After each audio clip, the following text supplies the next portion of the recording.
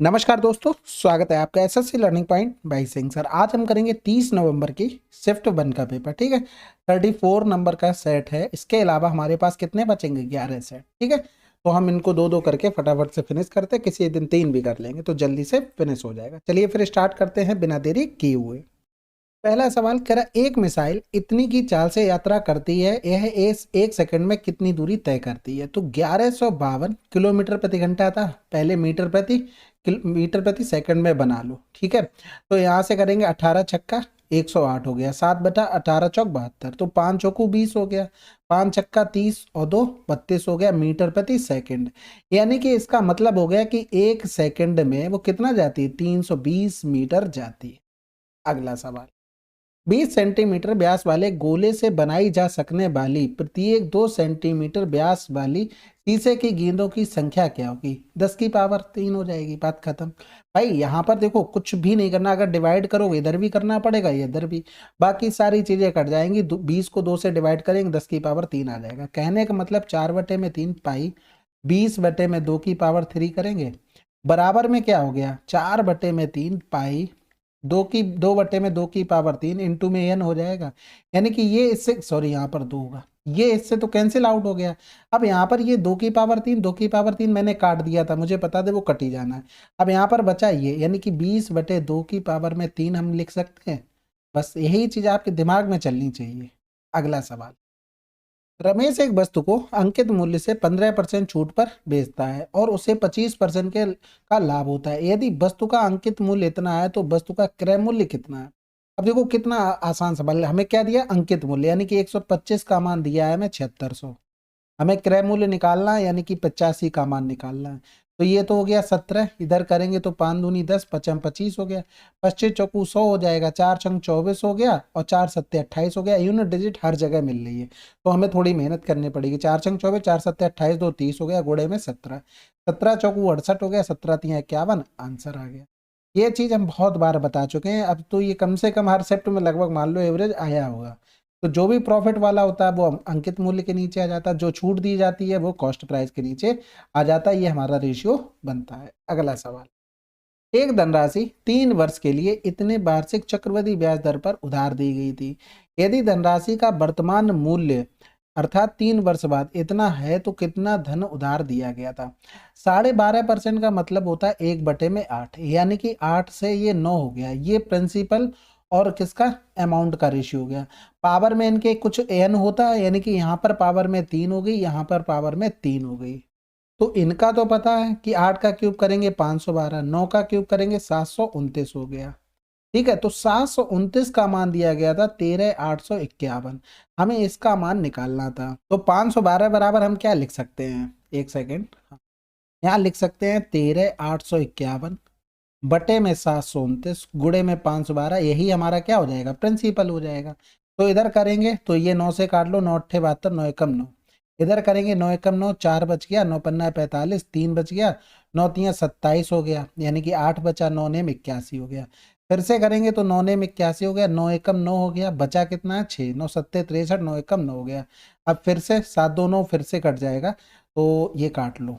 ठीक है, 9 दूनी 18 ज्यादा हो जाएगा, 9 एकम 9, 9 नेम 81, 19 दूनी 38 हो गया, 19 पना 95 के आसपास आंसर यही हो गया। बस खत्म। 19 एकम 19 और 3 22 हो गया, 19 पन्ना 95, 2 97 हो गया। ठीक है, कैलकुलेशन का खेल था पूरा, इसके अलावा कुछ नहीं था। अगला सवाल, ये देखो हमको रेशियो दिए गए थे, ये हमको बताना था, यानी कि एक्स वाई का रेशियो अगर हम देखते तो 2 रेशियो में 3 था। ऑप्शन में हमने देखा कि एक चीज और नजर में आ गई, क्या? कि x is less than y. समझ गए ना? क्योंकि देखो 2 छोटा है कि 3, 2 छोटा है, इसलिए एक्स लेस देन वाई हो गया।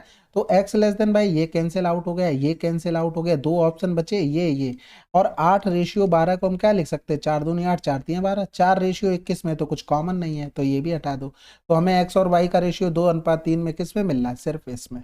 अगला सवाल, अब इन सब का हमें औसत बताना। देखो सिंपल सा जोड़कर भाग कर दो, क्योंकि इतने बड़े बड़े नंबर होते हैं, डिवीजन मेथड लगाओगे पता नहीं कहाँ पे गलत हो जाए। सिंपल जोड़कर भाग कर दो। तो 8 2 10, 2 12 और 8 20, 20 की 0 हो गया, हासिल लगा 2 हो गया, 2 1 3 1 4 1 5 4 9 हो गया, 9 1 10 की 0 हासिल लगा 1 हो गया। फिर इधर 9 था, 9 1 10 की 0 हासिल लगा 1 हो गया, 8 4 12 6 18, 4 22, 22 और 3 25 हो गया। संख्याएं कितनी थी? 5 थी, तो 0.3 नंबर के बाद आंसर आ गया 5। अगला सवाल, ए बी और सी किसी कार्य को क्रमशः इतने दिनों में पूरा कर सकते हैं, उस कार्य को ए कितने दिनों में पूरा करेगा यदि बी और सी द्वारा प्रत्येक तीसरे दिन उसकी सहायता की जाती है। तो देखो ए बी और सी, एलसीएम तो 120 हो गया, इफिशियंसी कितनी कितनी हो जाएगी? 3, 2 और 1। तो कह रहा था ए 2 दिन अकेले करता है, तीसरे दिन तीनों करते हैं। तो यहाँ पर 3 3 3 2 5 और 1 6, यानी कि 6 3 9 3 12 12 काम हो रहा था कितने दिन में? 3 डेज में। हमें कितना करवाना है? 120। तो कै गुना हो गया? 10। तो इसका भी 10 गुना कर देंगे, आंसर क्या आ गया? 30 डेज। ठीक है, अगला सवाल, 5% वार्षिक की दर से निवेशित एक निश्चित राशि यदि इतने वर्षों में इतनी हो जाती है तो मूलधन ज्ञात कीजिए। देखो, प्रिंसिपल अगर 100 हो और रेट हमारी 5% हो और टाइम हमको दिया गया 5 दूनी 10, तो 12/5, तो हमारे पास एसआई कितना आ जाएगा? 12 आ जाएगा। ठीक है, 12 आ जाएगा तो अमाउंट कितना बनेगा? जाके 112 बनेगा। इसी का मान दिया गया था 1120, तो यहाँ पर 100 बराबर में क्या हो जाएगा? 1000। अगला सवाल, यदि एक ठोस गोले का व्यास इतना है तो उसके अर्ध गोले का वक्र पृष्ठीय क्षेत्रफल कितना होगा? देखो, r बराबर में 14 हो गया। वक्र पृष्ठीय क्षेत्रफल गोले का क्या होता है? पूरे का 4 पाई r² और आधा कर देंगे तो 2 पाई r² हो गया। देखो, उसने क्या पूछा? वक्र पृष्ठीय क्षेत्रफल, टोटल सरफेस एरिया अर्ध गोले का नहीं पूछा, नहीं तो 3 पाई r² हो जाता है। तो देखो, रेडियस जब 14 होती है तो एरिया कितना आ जाता है? 616 आ जाता है। कितना आ जाता है? 616। 2 छक्के 12, 2 एकम 2, 2 और 2 छक्के 12, आंसर आ गया 12 32। ठीक है, ये चीजें पता होनी चाहिए। 7 अगर रेडियस है तो 2 पाई r का मान 44, पाई r² का मान होता है 154। जब रेडियस 14 होती है तो ये 88 हो जाता है, ये 2 गुना हुआ तो ये 4 गुना हो जाता है, 4 गुना करेंगे तो 616 ये आ जाएगा। ठीक है, तो इसी हिसाब से ये याद होनी चाहिए क्योंकि इसी के मल्टीपल में ज्यादातर रेडियस दी जाती है। अगला सवाल, इसको हमें सिंप्लीफाई करना, सबसे पहले सबसे छोटा ब्रैकेट सॉल्व करते हैं, तो 7/49 हो गया। इधर 1 गुणे में 7 हो गया। ठीक है, तो सिंपल सी बात हो गई, ये 7 ऊपर चला जाएगा, यानी कि आंसर क्या आ जाएगा? 1/49। मतलब कहने का 7/49 और ये 7 इसके साथ आ गया, ये कैंसिल आउट, 1/49 आंसर। अगला सवाल, एक व्यक्ति अपनी आय का इतना खर्च करता है, उसकी आय में 30% की वृद्धि और उसके व्यय में 10% की वृद्धि होती है, उसकी बचत में कितने परसेंट की वृद्धि? बहुत बार बताया भाई, देखो, इनकम एक्सपेंडिचर हो गया, सेविंग हो गई। ठीक है, अगर इनकम 100 है, 80% खर्च कर देता है तो बचाता है कितना? 20। आय में 30% की वृद्धि हो गई, 10% व्यय में वृद्धि हो गई, इसमें एक्स हो गया। इनका गुणा करेंगे तो ये तो हो गया 3000। ठीक है, इनका करेंगे ये 800 हो गया, इनका गुणा करेंगे 20x, इसको प्लस करके इसके बराबर कर दो, तो ये तो हो गया 2400, बटे में हो गया कितना? 20, बराबर में हो गया x। देख रहे हो कैलकुलेशन किस हिसाब से जा रही है? ठीक है, यहाँ पर हो जाएगा 2200, तो ये कैंसिल आउट हो गया, यानी कि 110, ये आंसर आ जाएगा हमारा डायरेक्ट। अगर माइनस में आता है तो लॉस होता है, प्लस में आता है तो वृद्धि होती है। आपको इसी तरीके से इसको अप्रोच करना है। अगला सवाल, एक चुनाव में 3 उम्मीदवार राम, रमेश और गणेश थे। राम को 48% मत मिले और रमेश को 36% मत मिले। यदि डाले गए मतों की कुल संख्या इतनी थी तो गणेश को प्राप्त मतों की संख्या ज्ञात कीजिए। देखो भाई, टोटल 100% वोट रहे होंगे। अब एक को 48% मिल गए, एक को 36% मिल गए, टोटल 100% रहे होंगे। तो 48 36, 8 6 14, हासिल लगा 1 हो गया, 5 3 8, यानी कि बचे कितने? 16% इसको मिले होंगे, तीसरे को जो निकालने हैं।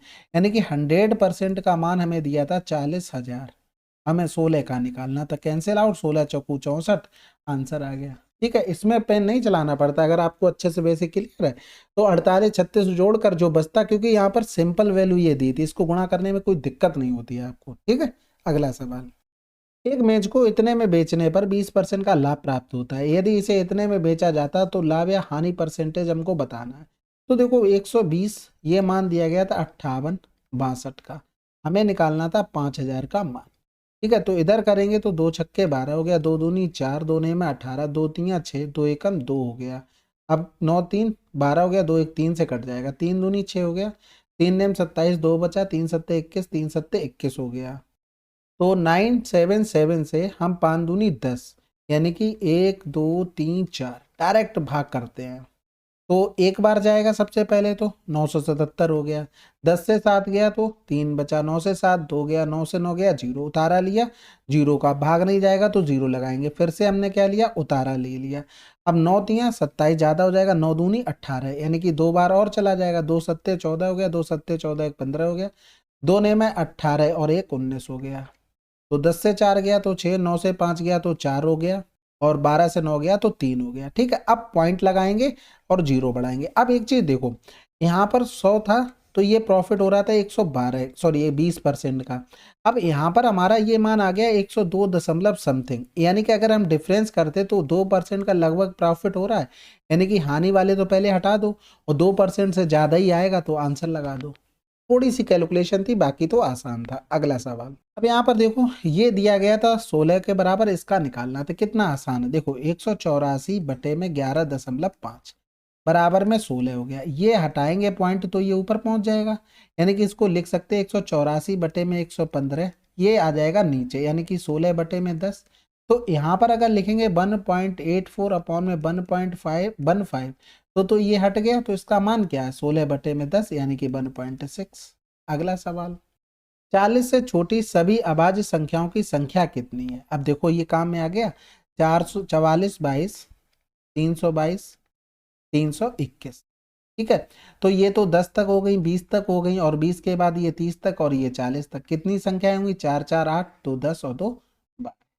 ठीक है, देखो यही हमने बताया था, एक मोबाइल नंबर बढ़िया से याद कर लो, काम में आ जाएगा। आ गया ना, आगे भी आएगा। चलिए फिर, ये आपके पूरे 15 क्वेश्चन थे। ठीक है, इनको फिनिश कर लिया, मिलते हैं दूसरे वीडियो में, तब तक के लिए जय हिंद जय भारत।